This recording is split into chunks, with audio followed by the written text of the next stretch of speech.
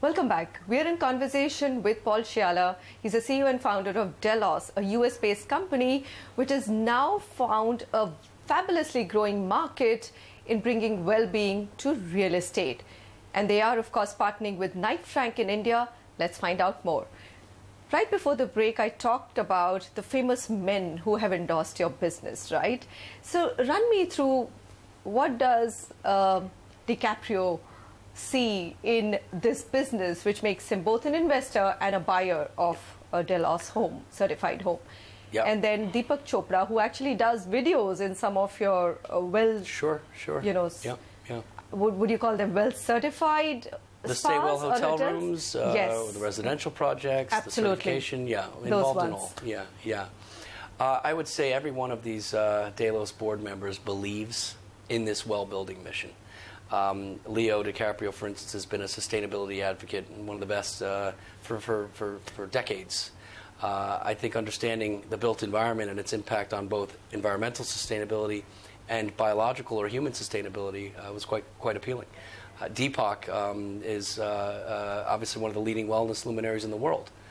When Deepak first learned of this concept, I think he was quite fascinated at the profound potential to impact human health outcomes using the built environment as a method to doing so.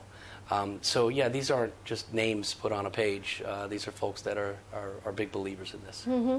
Are they actively involved in the business per se? I think this business is relevant to everyone and anyone who touches it. Okay, whether it's whether you're talking on the street to a mother of a child and she wants to call the principal at the child's school tomorrow and say this school needs to be well certified, or whether you're talking to a CEO of a Fortune 500 company who's interested in driving productivity gains and reducing healthcare costs, whether you're speaking to one of our investors, board members, clients. This has universal relevance, and it's very exciting to see that. So you talk about well certified, and of course you've said that there is no conflict with being, let's say, LEED specified, Sure, right? Which right. is Yep. US Green Building Council, which has a very, very strong footprint in India Sure. already and growing rapidly.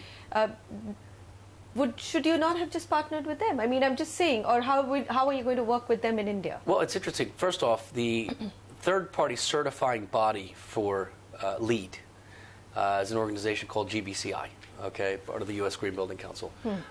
They are also the third-party certifying engine for WELL. Okay, so there's good consistency there. Oh, really? Oh, okay. Yeah. And that organization is phenomenal, obviously responsible for upwards of 18 billion square feet in 180 countries in terms of third-party certification. Our approach here was, let's not reinvent the wheel. Green building and well building are complementary. They go hand in hand. So one is outside and the other is inside. Well, is that so? I think that simplifies it a little bit too much, but Okay. in general terms, green building LEED certification, for instance, primarily grounded in environmental impact and sustainability, with the beginnings of conversation about also human health. Energy, water, waste, what have you. Also human health components, things like daylighting, what have you. The well building standard really expands on, I would say, at least 80% new thought. Okay, there's about a 20% or low 20s overlap between LEED certification and WELL certification, and the same for that matter for all types of green rating systems around the world. The well building movement really expands on the beginnings of that dialogue and introducing a tremendous amount of new content for the first time, and really connecting the built environment and biological outcomes. Would MNCs be or multinational companies be your first clients in India? We have because lots of it seems that multinationals, yeah. those are the ones who have right now been your early clients. Makes sense for them to be. They want to adopt ESG, sustainability, and just overall facilities guidelines universally.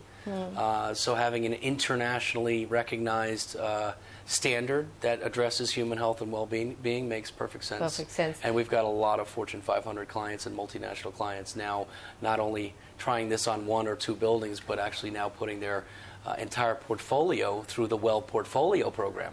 Offered by the International Well Building Institute, which is meant for existing buildings, existing occupied buildings.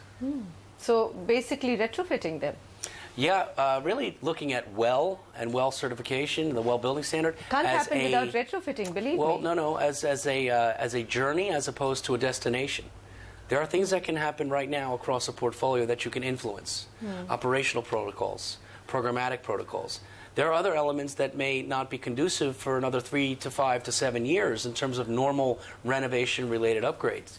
That doesn't mean that folks can't enter the well journey and begin the program now, and that's what the well program is all about, the portfolio program. Super exciting. Very accessible to any building. Okay, what are the challenges you're anticipating in India? Every country that you enter, you must anticipate some challenges. Yeah, I don't anticipate any regionally specific challenges. You know, we've now done this and seen adoption in, again, 37, 38 countries. The challenges, I think, are pretty universal. First is education and awareness.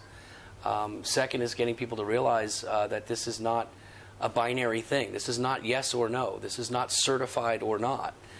Again, with programs through the International Well Building Institute, like Well Portfolio, it's about getting people on that journey. Let's get all buildings in.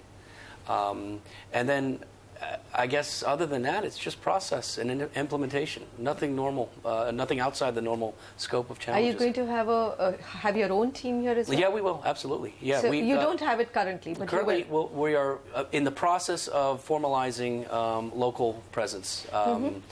You know, I'll point to China.